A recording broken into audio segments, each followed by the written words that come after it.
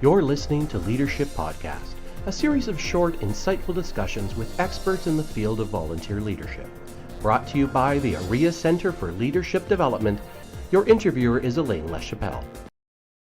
In the green chair, I have with me Ken Anderson, and Ken Anderson is the VP and Director of Training at Delta Media. And more importantly, Ken is one of our key facilitators for our communication training for presidents-elects. And he does a great job of media training. He's been delivering that kind of training and doing a lot of other work in media for over 30 years, we were discussing. He's been a broadcaster, a communication manager, a reporter, so he's very well versed in this field. But what we're going to talk about today is actually a little bit newer than all of that, and that is using social media to get your message out. Hi, Ken, welcome. Hi, Elaine. So maybe we should start by finding out how has social media changed the way people get their news? It's changed the way people get news, not unlike the way newspapers have changed the way people have shared information for quite a long time. If you think that when we're reading our daily newspaper, we self-select the types of stories that we have the greatest interest in. I myself, I'll read the front section, I'll read the city section, and I'm of that age where I'll move to the obituaries just to make sure I'm not in there that day. Others may go to the sports section, they may go to the business section this time. And we've been self-selecting for years, and that's one of the things that the print realm has been wrestling with for a number of years, and that is that people are not reading all of the sections, so the advertisers are questioning the value of advertising in print. That's transferred over to other media as well, whether it's radio, whether it's television, and now we have this online phenomenon, which is a platform that allows you to reach a whole variety of people. And when it moves into our smartphones and online, it can appear on our email, we're self-selecting news, which means we're not exposed to that breadth of stories out there, and your story may be missed by someone who is self-selecting about a different topic. So then, of course, how do I get people to self-select my story? Self-selecting your story can be an uphill battle if you don't know who your audience is. You need to examine your audience and what their interests, their preoccupations are.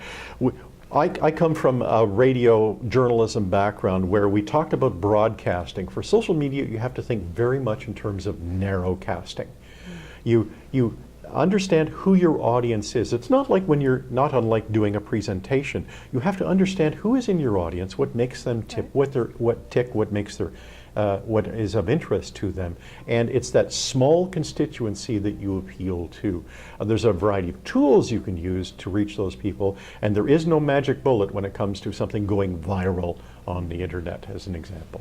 Now, you've related it to the way we normally get news and related some similarities, but so is there such a thing as a social media news release? There is a social media news release, and it's like a traditional news release. It's got a headline, sometimes it's got a subheader, and it's got a précis of the story, the information that you want to share with people, but it has added dimensions to it. It often will have hyperlinks to information that is only available online. It may have graphical elements that go with it, or it may have multimedia elements as well.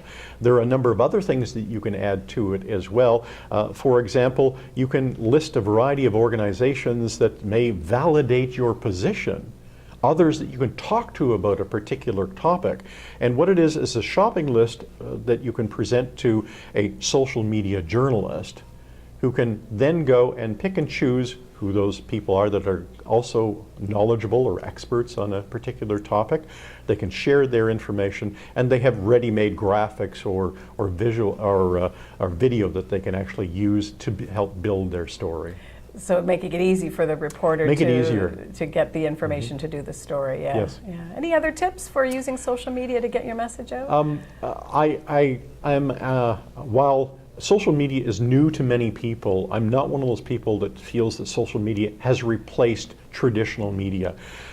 The solid research, and there's very little solid research that actually has been done yet around social media, but the solid research suggests that most people trust the mainstream media outlets. Those are the CBCs, the CTVs, the Canadian presses.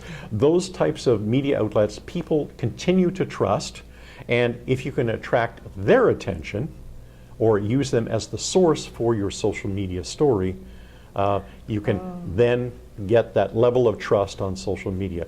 Most of the mainstream social media news stories are derived from the major networks or the major news syndicates out there. Still, right. They are. Yeah. Well, very good, very insightful, Ken. Thank you so much. I have been speaking today with Ken Anderson from Delta Media on using social media to get your message out. And if you'd like to get any more information on this topic or other things about Delta Media, you can get to their website, deltamedia.ca. Thanks so much for joining us. Thank you, Elaine. Thanks, Ken. You've been listening to Leadership Podcast.